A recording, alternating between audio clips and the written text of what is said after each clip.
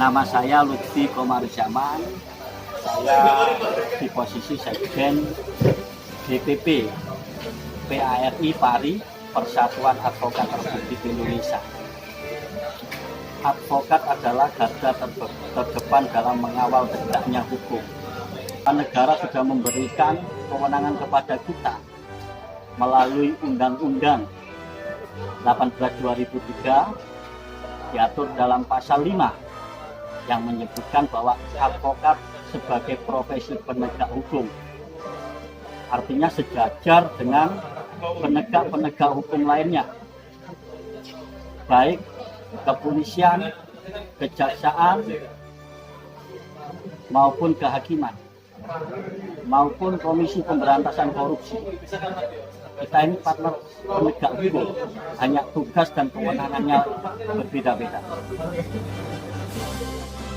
Advokat juga sebagai praktisi hukum yang mengawal tegaknya hukum, punya hak untuk mengkritisi kebijakan yang berhubungan dengan kinerja pemerintah. Kritisi terkait dengan undang-undang, berlakunya undang-undang yang dibuat oleh eksekutif dan legislatif. Advokat sebagai praktisi hukum diberikan oleh negara untuk mengawal tegaknya hukum di negara ini. Kemudian diatur dalam pasal 16 Undang-Undang 18 tahun 2003 tentang advokat, bahwa advokat ini perlu ditekankan kepada semua penegak hukum. Jadi advokat dalam menjalankan tugas profesinya, pasal 16, dalam menjalankan tugas profesinya, advokat dalam menjalankan tugas profesinya tidak bisa dituntut pidana maupun perdata, baik di luar maupun di dalam pengadilan atau persidangan. Dan itu sebagai hak imunitas yang diberikan negara kepada advokat sebagai penegak hukum. Jadi kalau ada penegak hukum yang menangkap advokat tidak melalui mekanisme hukum, tidak melalui mekanisme Undang-Undang 18 tahun 2003, itu adalah cacat. Dan bagi para penegak hukum harus menghormati Undang-Undang 18 tahun 2003. Jadi advokat posisinya sejajar dengan penegak hukum lainnya, hanya tugas dan kewenangannya yang berbeda-beda. Undang-undang kepolisian dibuat oleh Presiden atas nama eksekutif dan DPR atas nama lembaga legislatif.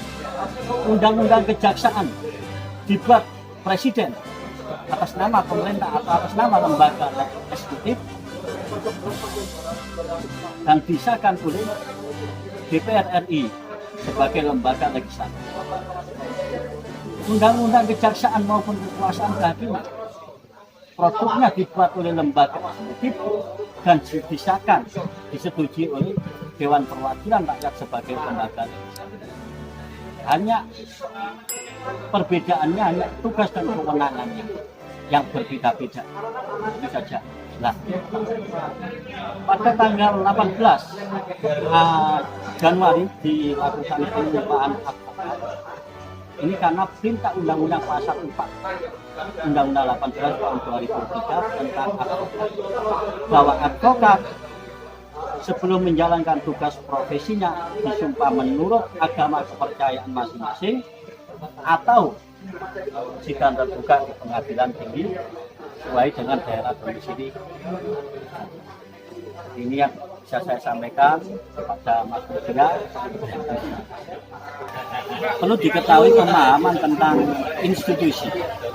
Institusi adalah lembaga pemerintah sebagai lembaga pelayanan rakyat. Kalau ada orang yang ditangkap karena itu kritik bukanlah satu kebencian, bukanlah rutinitas, tapi koreksi bersama-sama yang mengarah kepada transformasi ke arah perubahan. Karena dalam kritik ada saran yang baik. Bedakan mana demokrasi dan mana penghinaan, ini yang perlu diketahui.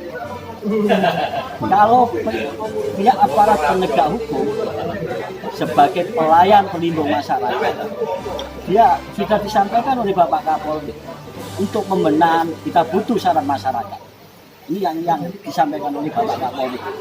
Itu ada pernah disampaikan dalam jumpa pers juga itu. Nah, kalau ada advokat yang tidak tertangkap tangan, ya, oknum ya, tidak tertangkap tangan, kemudian ditangkap, dia tidak melakukan apa-apa, yang menangkap itu menyalahi undang-undang KUHP, kitab undang-undang hukum acara pidana, tidak boleh tidak dibenarkan, tidak dibenarkan secara hukum, kecuali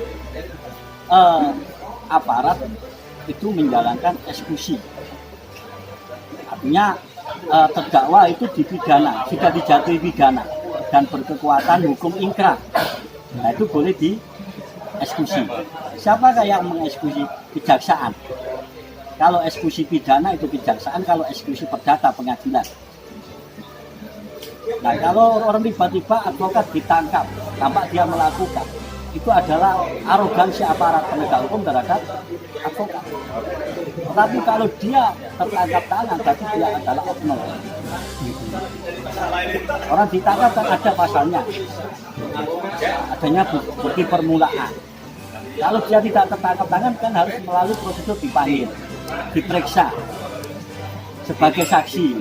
Kalau terbukti ada alat bukti berhubungan dengan 184 KUHP tentang alat bukti, ada bukti surat.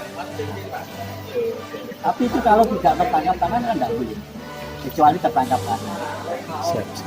Dia harus melalui proses mekanisme KUHP. Karena KUHP adalah kitab undang-undang hukum acara pidana sebagai pedoman baik penyidik, JPU, PH, advokat sebagai penasihat hukum maupun kekuasaan kehakiman dalam mengadili perkara pidana. Semuanya berpedoman pada kitab undang-undang hukum acara pidana. Dari saya, Sekjen Lutfi Komarudzaman, Mari Persatuan Advokat Republik Indonesia.